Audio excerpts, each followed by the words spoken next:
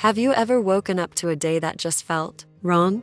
The alarm didn't ring, you were running late for work, maybe you got some bad news out of the blue, or an unexpected problem just hit you like a ton of bricks. And in that moment, you thought to yourself, this day is cursed, it's ruined. But I want to share something with you today, something that I hope will stick with you long after this video is over. Don't ever curse a day before it ends. Why? Because the very same day that begins in tears can still end in laughter. The same day that starts with a closed door can end with a wide open gate to a place you never imagined. Let's talk about Joseph. His story in the Bible is a masterclass in what it means to live through dark days. One day, things were fine. The next, his own brothers, the people who were supposed to protect him, threw him into a pit. Then they sold him as a slave. If that wasn't enough, he was later falsely accused of a crime he didn't commit and thrown into prison. From the outside looking in, anyone would say Joseph's days were not just bad, they were cursed. His life seemed like a series of one disaster after another.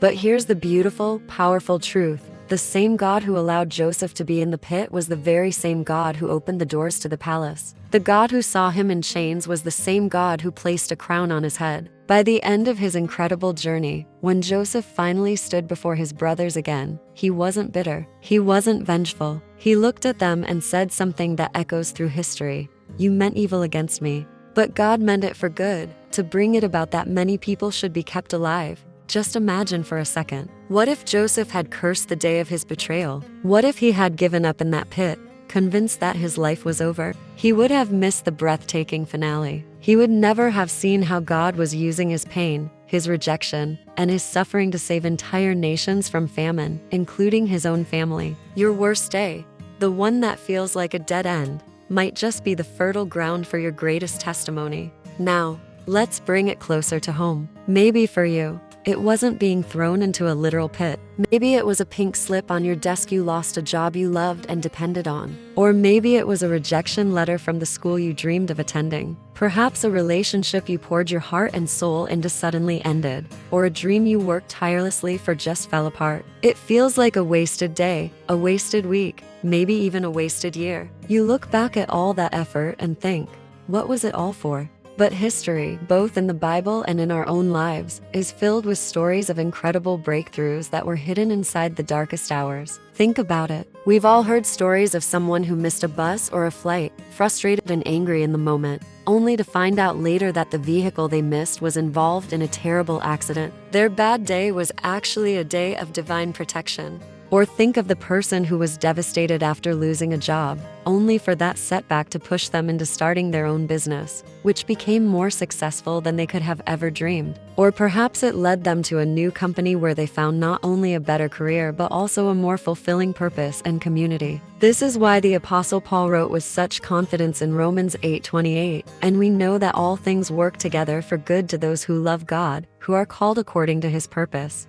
Notice what it says. All things, not just the good things, not just the happy days. It includes the frustrating days, the painful days, the days that make absolutely no sense, the rejection, the failure, the heartache, all of it. In the hands of a sovereign God, even the most broken pieces can be woven into a beautiful masterpiece. The truth is, the day is not over until God says it's over. The story is not finished until the author writes the final word. Look at the story of Job. In a single day, he lost everything: his children, his wealth, his health. It was a day of unimaginable, crushing loss. His so-called friends came and instead of comforting him, they mocked him and accused him of secret sin. His own wife, in her grief, told him to just curse God and die. The world was telling him his story was over, and it ended in tragedy. But Job held on. He didn't understand. He questioned God. He cried out in agony, but he never cursed God. He held on to a thread of faith in the middle of the storm. And what happened at the end? Job 42:12 tells us, the Lord blessed the latter part of Job's life more than the former part.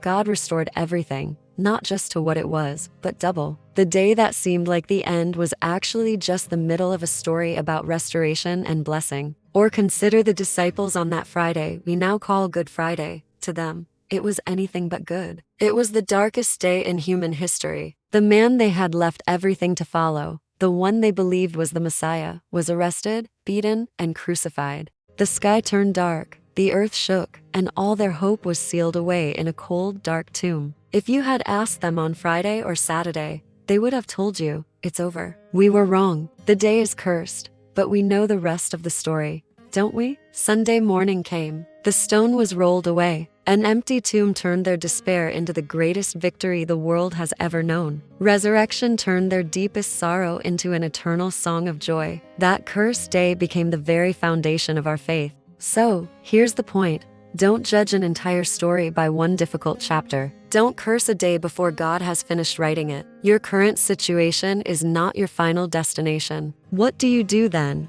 when the day feels heavy and unbearable? When the temptation to just throw in the towel is overwhelming? The Bible gives us a clear roadmap. First, pray, even when it's hard, even when you don't have the words, even when God feels a million miles away. Just cry out to Him. In Jeremiah 33:3, God makes an incredible promise. Call to me and I will answer you, and show you great and mighty things which you do not know. There are things happening behind the scenes that you can't see. Your prayer is an invitation for God to reveal His power in your situation. Second, wait. This is often the hardest part. In our instant gratification world, waiting feels like punishment. But spiritual waiting is not passive. It's an act of trust. Psalm 27:14 encourages us, wait for the Lord. Be strong and take heart and wait for the Lord.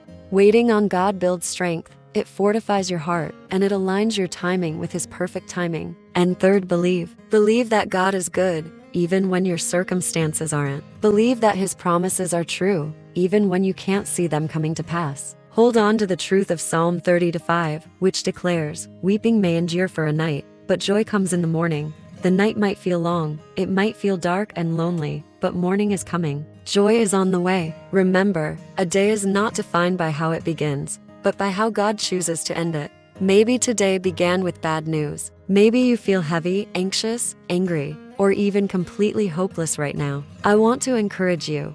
Don't curse this day before it ends. God can still turn it around before midnight. He is the God of the 11th hour, the God of sudden turnarounds. And even if He doesn't turn it around today, that doesn't mean He's abandoned you. It simply means the story isn't over. His mercies are new every single morning. That's the promise of Lamentations 3. Tomorrow is a fresh page, a new opportunity for His grace and faithfulness to shine. So please, keep hope alive. Trust Him with your story, even the chapters you don't understand. And the next time you're tempted to look at your circumstances and curse the day, I want you to challenge that thought. Instead, declare with the psalmist, this is the day that the Lord has made. I will rejoice and be glad in it.